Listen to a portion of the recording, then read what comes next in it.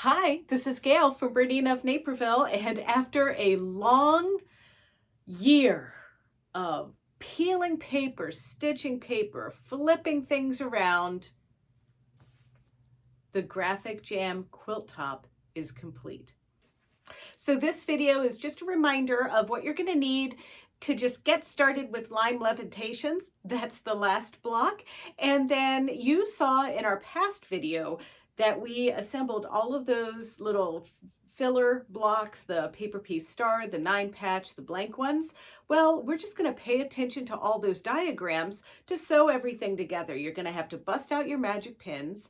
You're going to have to sit down with a long movie. Chris recommends Lawrence of Arabia as the appropriate film because you have to pick out so much paper from this paper piece extravaganza that we've done.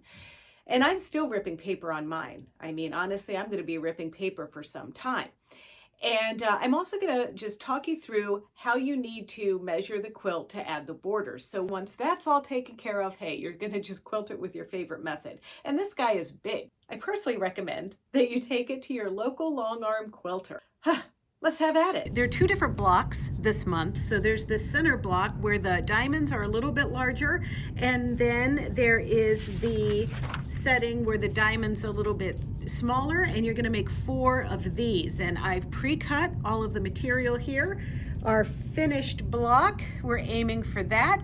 And you know, quite honestly, you know this process. We're going to build this based on the numbering. So 1, 2, 3, 4, all of that, making sure that we label our pieces or at least keep them straight. Now, all of this stuff that you see cut out here is I have 2 sets because ultimately we're gonna have a quilt with the light backgrounds and then a quilt setting that's more dark.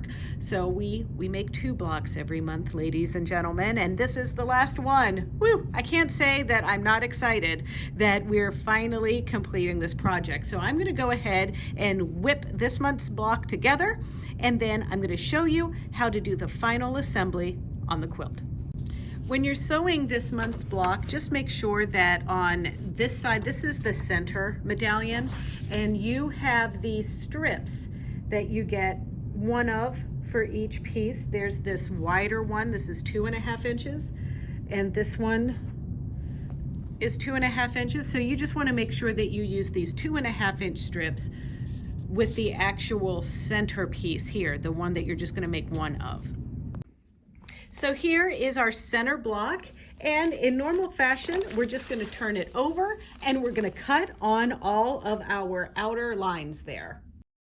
Okay, so once you finish your pieces, it's important when you sew them together that you follow this diagram in the book because of how the yellow and dark accents are offset. So the middle one, like we noticed, is slightly different. The dark's going to go on this side like that. Then we're going to take this piece and alternate the dark when we sew it together. And then we're going to take this one, and that's alternated as well. And then over here on the side, this side has the dark up at the top, and this side has the dark down at the bottom. So these are the pieces that we're going to sew together for now, but now it's time to magically transform all of these crosses and the blocks we've made into a quilt. Okay, so the most important page you're going to need right now is page 19 because this is how all of our blocks are going to be assembled. Now, you can go row by row. That's totally fine. If you go row by row, I would sew, press all my seams in one direction, then sew the next row, press those seams in one direction, or press your seams open. Now, I do press my seams open on my paper piecing pieces just to eliminate the bulk. So I might go for pressing my seams open on this quilt. You know, normally I press to the dark side. Now, one thing that you can do to try to eliminate bulk as you sew and you sew and you sew is you could sew your rows together. And so then you'll have like 1, 2, 3, 4, 5, 6, 7, 8, 9, 10, 11, 12, 13. You'll have 13 rows. So you could do that, but then you sew your rows in pairs or in threes And then once you have those rows together, then you sew them. Sometimes that helps me deal with a lot of fabric. Finally, there are a little bit of borders on this. So once you get all of this assembled, then what you're going to do is there are little setting pieces around here, and we cut those out already.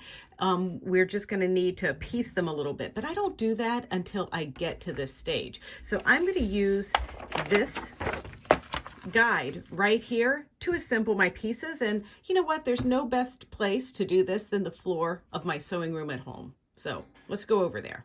I've done the first 3 rows and they went together well. I just was very careful to pay attention to the diagram on the book, in the book.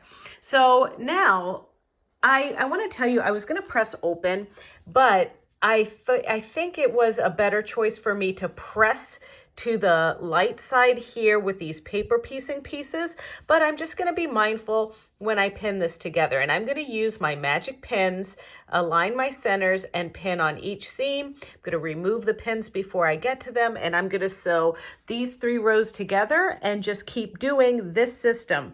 So, you know, make 3 rows, sew 3 rows, make 3 rows, sew 3 rows, then I'll take those rows and sew those together. Now you can remove this paper once all of the quilt is sewn together. So that'll be some fun TV time for you. So I'm just going to finish this row and I'll meet you back here when we're going to sew our sets of 3 together. Okay, so I'm sewing my rows together and this is bulky. I'm not going to joke. And sometimes what I've had to do is I get my row started and then I start to pin. And I have all the paper, which I told you not to take away until the end. But sometimes with some of these blocks, you may have to rip the paper just a little bit to get your blocks to line up nice and flat and pretty. So just keep that in mind as you sew this together. And so you can see here where the paper is here. Down here, I didn't have any paper.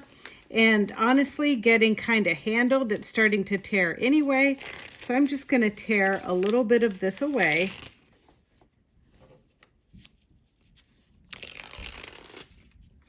Okay.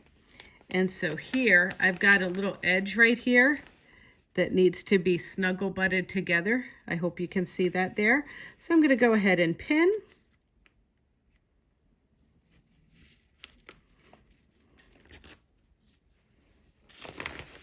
And then gently line everything up.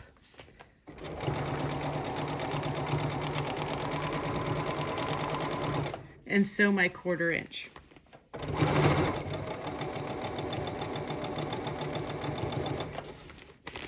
And just always making sure everything is nice and flat underneath and on top, of course.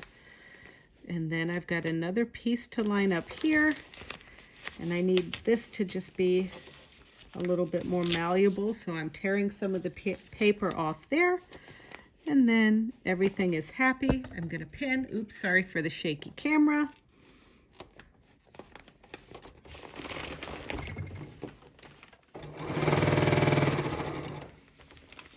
And we're just going to repeat this process. And try not to let the bulk of this drag. Kind of support it if you can.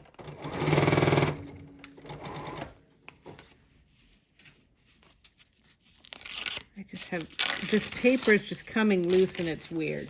So I'm starting to tear it as I go. All right. For my graphic jam borders, I decided that I was just going to combine my like pieces that we've already cut. So these were the 2.5 inch extra strips that you were reserving for borders. And there's 4 of them, 1 for each of the light colored backgrounds. So you're going to take this and we're going to line them up together, just like a little picture frame like this. And then we're going to stitch kind of like the indentation to indentation. And we're going to sew each set together. From that dip here to a dip right here. So you may need to draw a diagonal line. I really never do. I just do it like that. So we're going to do this 4 times. And then we're going to trim this seam about 1/4 of an inch away from the stitching line and press the seam open. Okay, so the quilt is just simply too big for me to get on the floor and show you how to do this. But when you measure a quilt, you want to measure from the center. So you're going to fold your quilt top in half, and then you're going to measure from this seam to this seam before you put on your borders. And whatever that vertical measurement is, that's the size that you're going to cut the length of your borders here and here. And then you're going to pin in the middle, lining up the centers. You're going to pin at the ends, and then you're going to fill in the rest.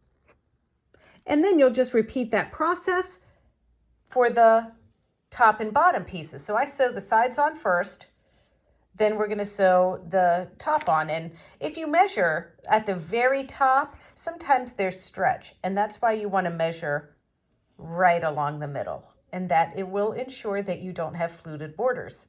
And then once you're done with that, it's time to quilt. All right. That was fun, wasn't it? So I'll probably keep you up to date on how we quilt our graphic jam, but it's not set to go on our frame quite yet, but I'll try to give you like a little tease when it gets there. And so thank you so much for all of you who have watched along for this year-long extravaganza. And hey, you know, we're back. We have a lot of things on our BERNINA of Naperville YouTube channel. If you want to see more videos just like this one, please check out our BERNINA of Naperville YouTube channel. It's easy. It's youtube.com/BERNINA of Naperville. And there you can like, comment, and subscribe. Thanks a lot.